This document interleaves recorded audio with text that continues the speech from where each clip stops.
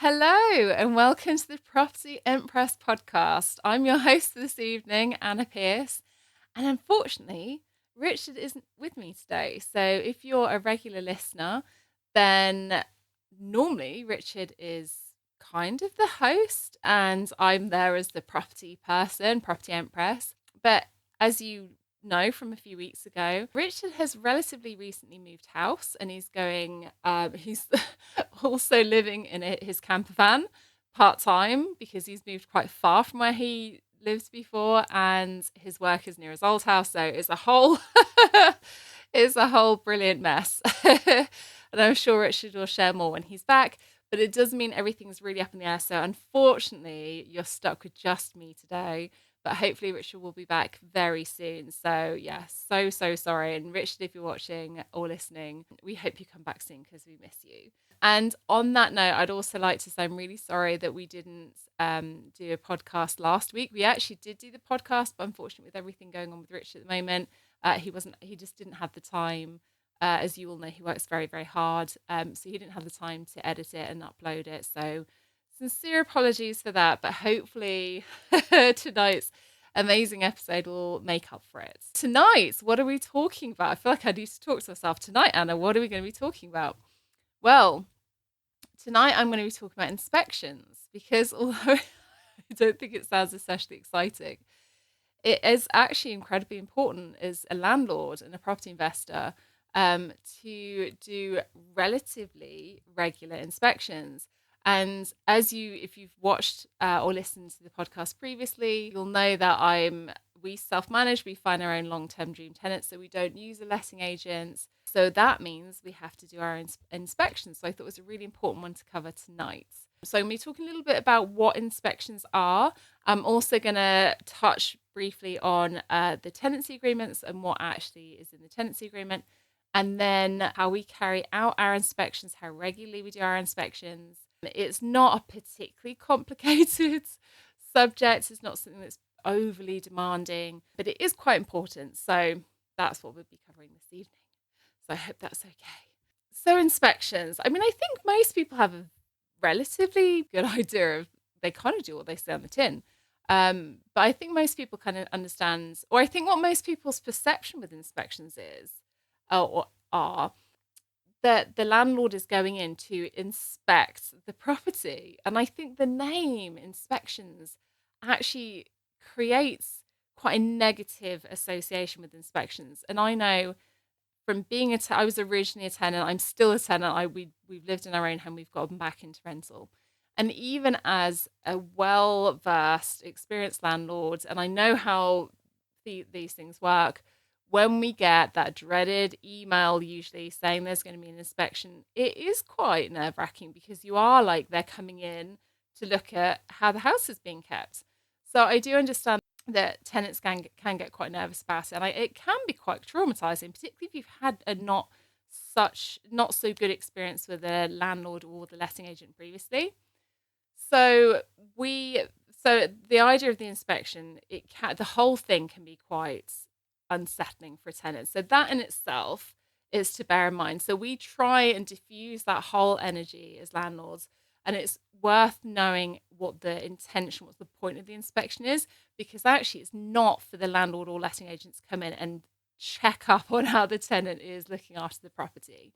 The idea of the inspection, and maybe we need to call it something different. I need to have a think about that. But the idea of the inspection is to reconnect with the tenants to see how they're getting on. And often tenants don't want to bother the landlord, or there's some stuff that's going on that isn't a big enough issue that they just won't message the letting agent or the landlord.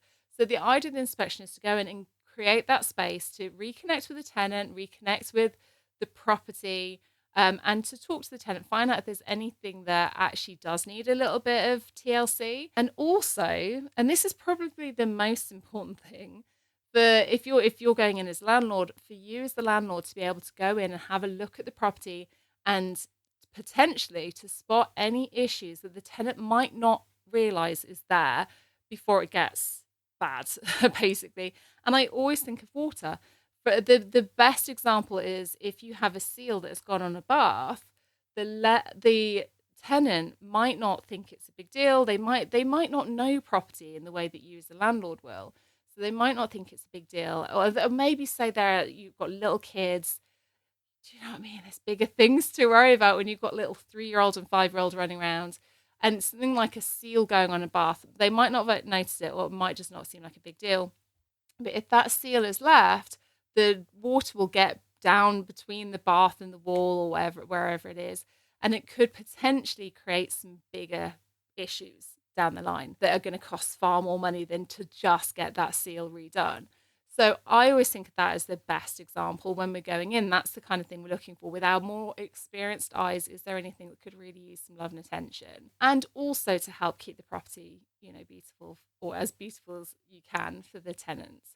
So the intention really is to, like I said, reconnect with the tenants, to create some space if there's anything that the tenant wants to tell you about, anything that needs a bit of work or help with, and also to spot anything that could be a potential issue. So that's the intention going in. So in terms of the legalities behind it, most tenancy agreements will include a clause about the inspection. I think they normally say quarterly inspections, so every 3 months. I don't think we've ever done. I think when we started, we had the intention of checking every 3 months. I don't think it ever happens. We actually tend to do annual inspections. You'll get a really good feel. If you're finding your own tenants, you'll get a really good feel very quickly of when they go in. There's always, when you have a new tenant move into property, there's always some kind of teething problem. It can be anything at all. And there's usually a couple of weeks of back and forth with a tenant of something, like maybe the boiler's being a bit glitchy. Even if you've had someone, like we had this the last time we had a tenant move in, which I think was a year and a half ago now. We'd had no problems with the previous tenant. This tenant moved in and suddenly the boiler was really glitchy. So I don't know what it's not anything to do with it. They weren't doing anything wrong, but these things just happen. So when a tenant moves in, there's often kind of, a little bit of teething problems, and we'll get a good sense in a couple of weeks of, what they're like and how they deal with things and how our relationship as a landlord and tenant is going to be. And very often I feel very quickly that I feel very comfortable very quickly, because usually you're working with these new tenants and usually everything gets resolved relatively quickly, and then they kind of go into this lovely smooth period, and then you really don't speak to them that often. But normally those first 2 weeks is quite nice because you're seeing the dynamic. And obviously we found the tenants, so the dynamic is normally pretty good. So I don't feel necessarily the need to go in a couple of months later and do an inspection. So it's just an interesting one. So I think if there's any kind of red flag, or if there was if the property, because the properties how we do it are fully renovated to a good standard, so there's not really need to go in and check. Obviously, if we think there's problems with them trashing the house or anything, we'd go in. But like I said, we found our own tenants, so it's rarely the case, or it's never the case. It has never been the case. But if there's any kind of red flag in those first couple of months, I would probably be thinking, well, maybe I'll go in of 3 months, 6 months. If it's a new tenant, and if you're not sure, if you're not comfortable, if this is the first time you found a tenant, maybe just do that 3 months inspection and see, maybe 6 months and see. But for us, when we're really comfortable with the tenant, when the check-in has been relatively smooth, we've got a good dynamic with them, normally we'll leave them. But if they've got an annual tenancy agreement, you're going to have to be talking to them anyway. So in the month before that tenancy is due to expire, then actually it's a really nice time, like in the build-up, or maybe the 3 months before the end of the tenancy, it's a really nice time to make contacts and be like, I'd like to come for an inspection, because actually you can then go in and kind of do everything together. So you can go in, have a chat with them, have a little look around the property, talk to them about, how are you getting on? Would you like, your contract is due up in a little while. Would you like to stay? Are there any problems with the house? And I kind of like to do everything all at once. Like, it just makes it really nice and clean and easy, and everything's systemized. And yeah, it just kind of works. It works. It just works really well. If you need to speak to the tenant about anything, if you want to go and visit them or go in the property, you always need to give them at least 24 hours notice, ideally longer, particularly if you're coming in for an inspection. So we like to try and give at least a week's notice to, so like, we'd be saying on a Monday morning, for example, can we come in sometime next week? When's a good time to come? And then we'd be going in and spending a bit of time there. Like, it depends on the tenant, but it is quite nice. We like to kind of sit down, have a chat with our tenants, find out how they are, how they've been. Is there anything, that they need from us? Because we kind of want to just let our tenants just live in peace and enjoy the property. So this idea, we're not overly involved in their lives, but it's nice to kind of check in with them and see how they are. And it seems to work really nicely, and and I guess that I'm sure there's probably tenants that don't really want that relationship with the landlord, which is absolutely fine. In which case, keep it short and sweet. But certainly that's what we do with our tenants, and it's quite nice to have that check in with them. So give them ideally a week's notice. You can go in, make sure you're on time. It's a really small thing. Make sure you're on time. When you tell them that you're going to be coming in the following week, ideally, be very clear. Like, don't say I'm coming for an inspection. Oh, you can say you're coming from an inspection, but I always then say we haven't been for an inspection for a while. We'd like to come and have a little look. But please don't worry. It's more just to see if you're okay, see if there's anything that we can do to help you, make you more comfortable, and we can maybe have a chat about extending, your tenancy agreement. So I diffuse hopefully any nerves. I mean, I'm sure the tenants all do make sure the house is super clean, because it always is. Whenever we go in, it's always super, super, super clean. And likewise, when we're the tenants and we know we've got an inspection, we always make sure it's nice and tidy. Except for once when we didn't see the email and they turn up on the doorstep and we're like, but we knew the letting agent quite well and it wasn't a problem. But we had young kids. Well, we still have young kids, but we had young kids at the time. And I was like, oh my God, I'm so sorry. Like, toys everywhere. And she was like, it's fine. And she would say, oh, it's fine. I'm just coming. She would say, I'm not kind of, I can't remember how she'd phrase it, but I'm not like nitpicking, I'm just having a quick look. And another thing actually that she was really good with, because we always seem to speak to the same lady from the letting agent, something that she was really good with was she wouldn't come in and like have a look at everything. You're not coming in to have an absolute look at everything. The idea, she just came and gave it she just literally pop ahead in one room, brilliant, yeah, pop ahead in another room, brilliant, yeah. And actually and I do the same thing. There is definitely something to be said for being a little bit more thorough, because particularly like maybe if there's like mold hidden behind a plant in a corner or something, if you do it a little bit more slowly and a bit more thoroughly, you might be more likely to see it. But I don't know. I kind of like the idea of just being short and sweet, if I'm honest. When you turn up, ask them, is there anything that needs, that needs any maintenance? Is there anything that you're having some issues with? Like, that's how we start. We come in, sit down, have a chat. How are you? Tell us, is there any problems with the house? Is there anything you need any help with? And let them tell you, and then have a little look around, and assuming nothing else comes up, then be like, brilliant, thank you so much. Talk about any of the regulation stuff, if they want to, if they're coming to the end of the tenancy. And then that's it. You can go and say, thank you so much. I'll see you next year.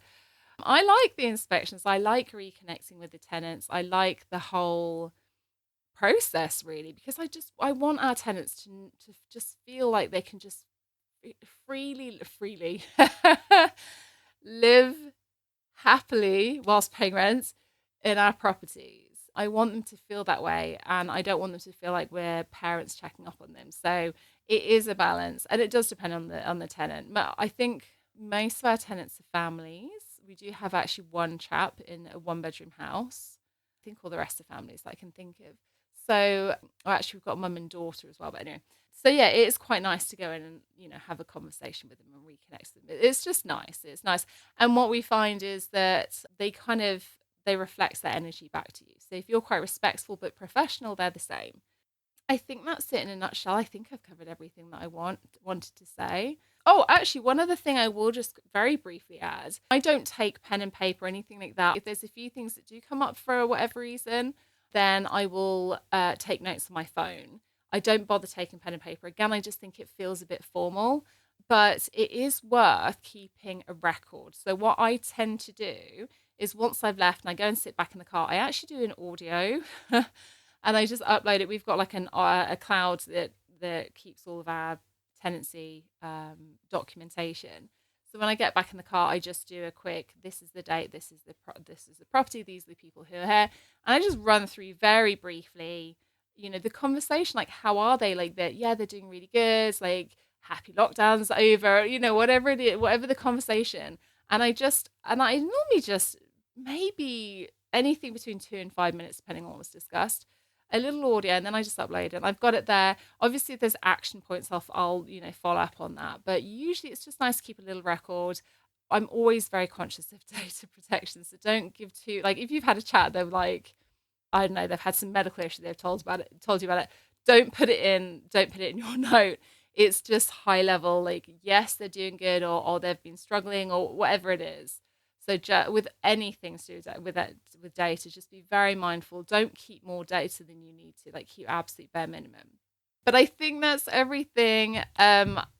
Let me know. Like, whether that was okay. I hope you've enjoyed it. I found my first solo very clunky because obviously I'm used to having Richard here helping me out, being the pro with the podcasting.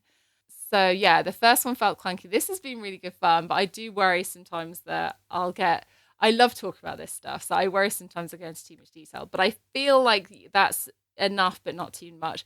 If you have any questions or if anything wasn't clear, please do get in touch. Probably the easiest way is via email, anna@annapierce.com, which is PEARCE. Or you can go on propertyempress.com and there is a contact form. You can also probably on social media, the easiest way to direct message me is through Instagram, which is again Property Empress. And I'm actually hoping, assuming the recordings happen, I'm also going to be uploading this to YouTube. So you can see me talking rather than just listening to me talking, because it's been my intention to get my YouTube up and running, and it just felt like a really good time to do that. So if you'd like to watch the podcast, you can do on YouTube. If you'd like to listen to the podcast, you can do across all the main platforms, Apple Podcasts, Spotify, all the usual ones. And like I said, I'm hoping that Richard will be back. God love Richard. I miss him. And hopefully I'll be back with Richard next week or at some point very soon. And let me know if there's anything specifically you'd like me to cover next week. And just to let you know, have a little look on propertyempress.com, because I've got my buy-set course coming up in, I think, 2 weeks. So it's pretty short notice, just because I've been had a few people who listen to the podcast. In fact, I know at least a couple of them do, who are very keen to do the course. And this is the only date that actually I could do in November. So if you want to join me for my buy-to-let course, and head over to propertyempress.com and you can find out details and you can find out how to enroll there. But otherwise, have a beautiful week. Thank you so much. And I will see you all very soon. Bye.